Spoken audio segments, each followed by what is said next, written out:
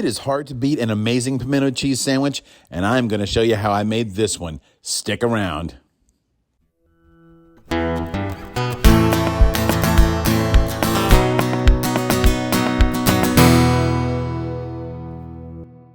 Welcome to Free Range Ted. As you might have guessed, I am Ted, and today we are going to jump right in to a sandwich deep dive. This will be the first episode of many where I'm covering sandwiches, and I'm starting with a classic, pimento cheese. Let's dig in. Let me start off by saying that I think pimentos are weird, and I'm not going to use them. Instead, I'm going to use roasted poblano peppers. I think they are way better in this dish. If you have a gas stove, you can roast your peppers directly on the eye over a high flame. If you don't, you could do it inside a firebox or even just roast them off in the oven. Any of those ways work great. Roast your peppers until they are charred all the way around. You don't want to have any little green patches poking through if you can help it. You want to make sure it looks black. But be careful, you could set it on fire, so don't do that. Keep an eye on it, keep rotating it, move it around the eye if you need to. Once your pepper is completely roasted, you're going to drop this into a brown paper bag and seal it shut and set it aside for about 15 minutes. You're going to let it sweat. That'll make the skin easier to peel off and make it easier to clean up and ready to use. Now for the pimento cheese. You have to use freshly grated cheese. Do not buy the packaged stuff that's already shredded up for you. It's got a coating on it that's going to make it a little bit weird. I'm going to use this box grater to grate all of my cheese. And when I'm done, I'm going to combine that with 1 8-ounce block of cream cheese. Now that your poblano has had time to sweat, you're going to take it over to the sink and try to get as much of the charred bits off of the outside as you can. You should be taking off that outer layer of skin as well. It'll peel right off very, very easily if you've done this right.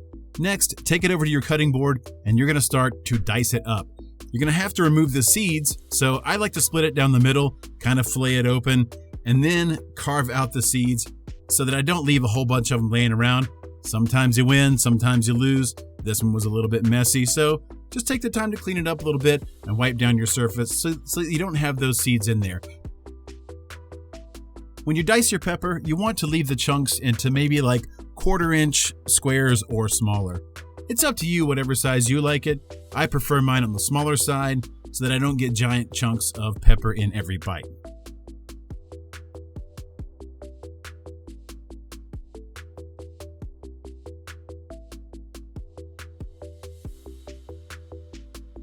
Now it's time to add in your mayonnaise, your seasoning, and a little secret ingredient, bacon grease. It really puts it over the top.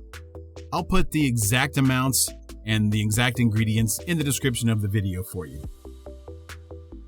Once you have all that, we're going to drop this into a stand mixer. You're going to mix it until it's well combined.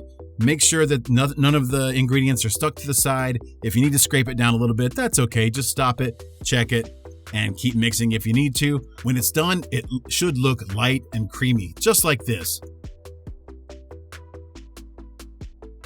Now, let me show you the second version.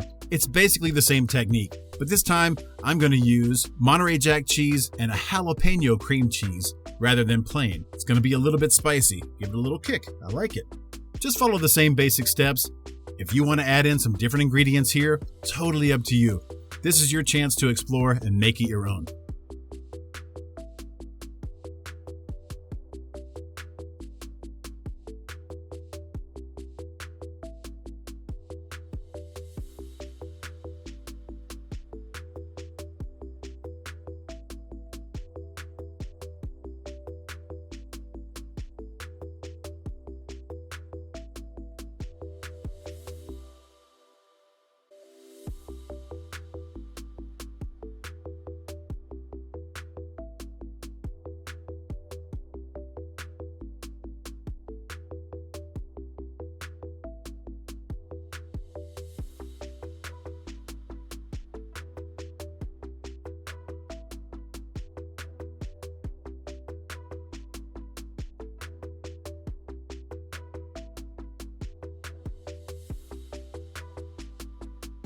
Now, let's build a sandwich. For this sandwich, I'm choosing a brioche bun that I've toasted with a little bit of butter in my cast iron skillet. To that, I'm going to add a layer of pimento cheese, then a layer of bacon. That's going to help pull out some of those bacon flavors from the bacon grease inside it already, and it goes really, really well. I'm also going to add 3 slices of Roma tomato. That's going to provide a nice freshness to the sandwich and cut through some of that fattiness that we already have going on. And then I'm going to add 1 last layer of mayonnaise on top just to help provide some moisture and some more fat. This is going to be fantastic. Oh man, I cannot wait to dive into this. Let's go.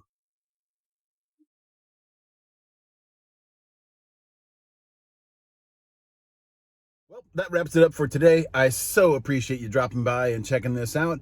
If you like what I do, make sure you like and subscribe. I've got plenty of sandwich videos lined up for you. The next one I can promise you don't want to miss. But in the meantime, check out one of these other videos. They're a lot of fun. If you haven't seen them before, I highly recommend them. Thanks again, and I will see you next time. Take care.